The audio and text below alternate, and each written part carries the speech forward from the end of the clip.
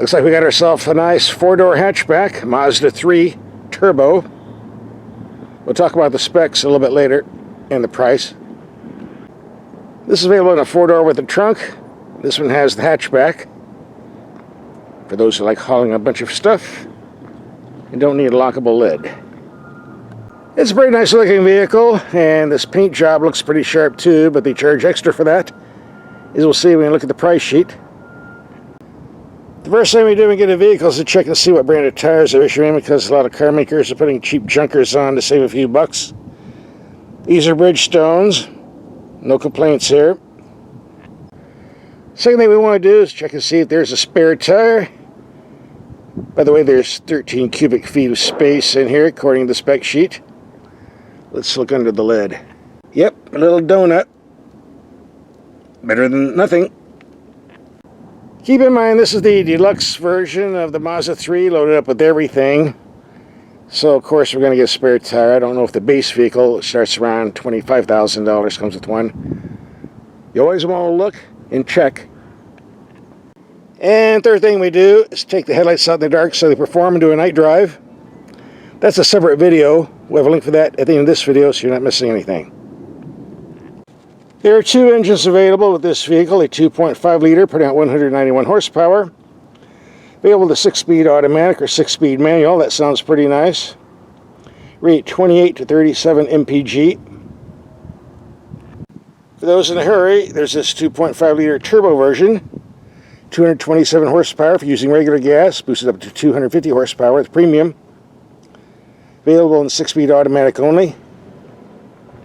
All-wheel drive is available with both engines, last time I looked, but only with the 6-speed automatic transmission.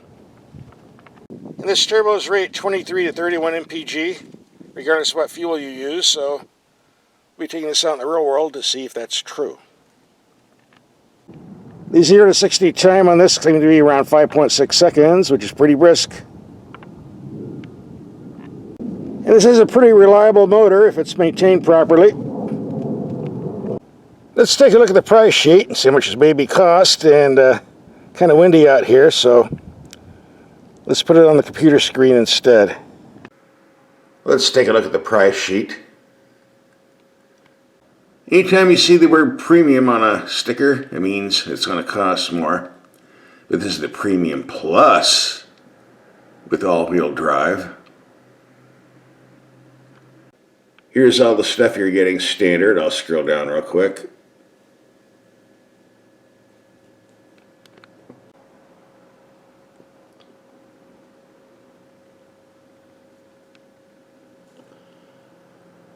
Yep, 36 grand, $950. But wait, there's more. Charging $450 for paint. They're getting on the charge for paint gimmick that a lot of car manufacturers are doing.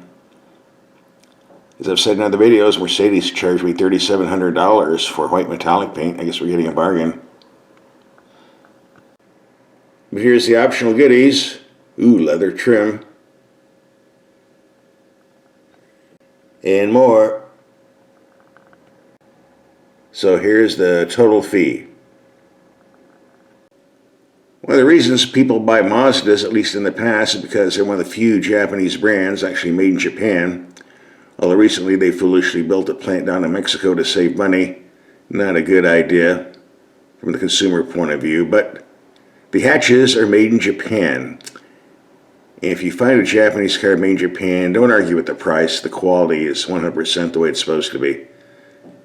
This is what you want to see on the price sheet. Although this one's a little damaged. If you're planning on running into a telephone pole, you'll be happy to see this crash rating. Looks like 5 stars all the way. And I think we already covered this. Mazda's always had nice cabins, so let's step inside and take a peek. This one has those nice leather seats. The glove box is big enough. The base vehicle comes with an 8-inch screen. This is a 10-incher, I'm told. Didn't measure it, but it looks about 10 inches. Sport mode or normal mode. Well, you got the turbo. I guess you'd want a sport mode, right? Mazda controls used to be simple, but they want to mimic BMW, so now they have the infotainment knob. I really don't like these, but it's not too bad to use once you learn how it operates. Hard to see with all the glare, but I think you get the idea. And I don't know about you, but I'm sick and tired of these goofy gauge clusters I'm seeing in modern vehicles, all these video game graphics, and, well, let me put it this way. This is what I want to see. Very simple dials. And that's what we get. Thank you, Mazda, very much. Any info you need is on the center of the speedometer. Ooh, 18.3 fuel economy. Well, I've been sitting here for a while, so we'll be taking it out and driving and get better numbers, I'm sure. One thing I like, the air conditioning and heater controls are separate from the info screen. Very simple to use. This is the way it's supposed to be. Again, thank you, Mazda, for getting it right. And we get a volume knob for the radio. Hey, why am I glad to see this? Because it's disappearing on a lot of cars nowadays. Yep, a very simple volume knob. Hard to find. Again, thank you, Mazda, for putting it on there. All right, enough show and tell. Let's go to phase 2. Go out and do some driving. The Mazda 3 reminds me of the older BMWs when you had quick responsive steering like this has. Very nice brakes with excellent feel like this one has. And brisk cornering ability like this one has. With a reasonably smooth ride. These are enjoyable to drive. Makes you want to go out and go somewhere you know you don't have to. And with the Japanese parts and build quality and assembly quality, because it's in a Japanese factory by Japanese workers, you don't have any weird noises and creaky rattles. The driving characteristics of this Mazda 3, excellent. Reminds me of the older German BMWs, back when they had quick steering, like this one has. Great cornering ability, like this one has. Strong brakes, like this one has. Add to this the turbo engine with lots of zip. This is a very enjoyable car to drive, especially on back roads like this. This little turbo motor loves to rev. Got lots of torque. Hard to believe we've only got 6 gears. Would really be great with an 8-speed. Maybe even a manual. Too bad the 6-speed manual is not available.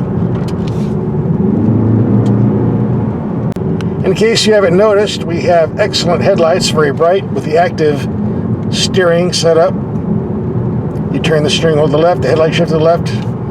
Turn the steering wheel to the right, the headlight shift to the right. So you see everything that's on the road, but we covered that in the nighttime video you need to watch. Most of this is our daytime road test video. But I'm very, very impressed. If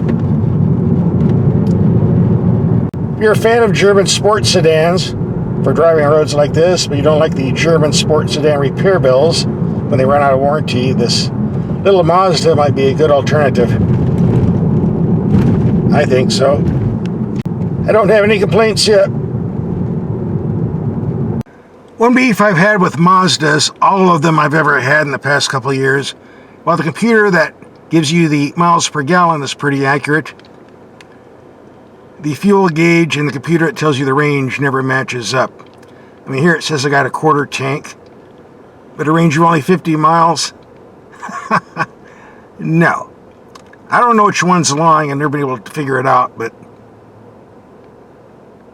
no. And they're all like this. I don't trust this at all. Just wait till the warning light comes on, I guess. We put a lot of miles on here, city driving, got on the freeway, did some expressway cruising. It seems pretty much locked at 26.5. We'll have to consider that our overall average. But more to come. So let's reset the computer and do a highway trip. As a highway cruiser, this car has a lot going for it. This turbo engine's got lots of passing power. The steering is quick. Wind noise is reasonably low. Stability is excellent. That's the good news. They're not so good in use. There's a lot of noise going on around the wheels and the tires. And it kind of finds its way up into the cabin with a bunch of thumping and rumbling noises. It's kind of annoying on long trips. Not a deal breaker, but you have to remember, even though this is a $40,000 vehicle, it's a $24,000 economy car with a lot of options on it, give or take. So we can't expect a luxury limousine ride. But for a small car, it'll do. Now that we're on some slick pavement that's been repaved lately, everything is smooth, quiet, no tire noise, no wheel noise, no rumbling. A lot better now.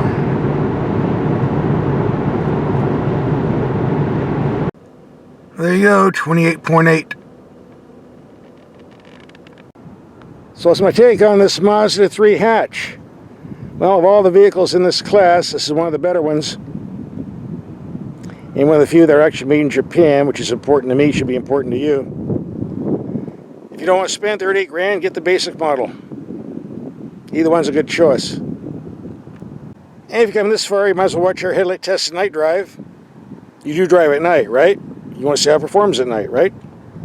Well, now you can find out. Here's a link. Click and watch.